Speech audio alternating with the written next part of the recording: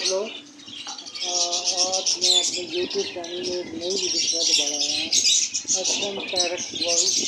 और आइए आज मैं आपको एक और वीडियो भेज रहा हूँ जो बहुत मशहूर कर जाती है।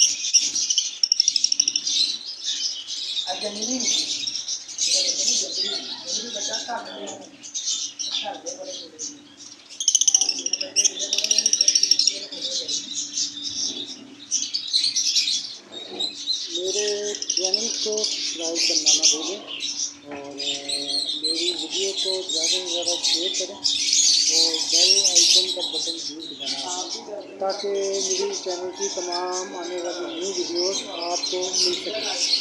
और इस चैनल को सब्सक्राइब करें और कमेंट में बताएं कि ये वीडियो आज की आपको मेरी कैसी लगी और अपना ख्याल रखें और आपसे मिलने के आने वाली न्यू वीडियो में फ़ायदा।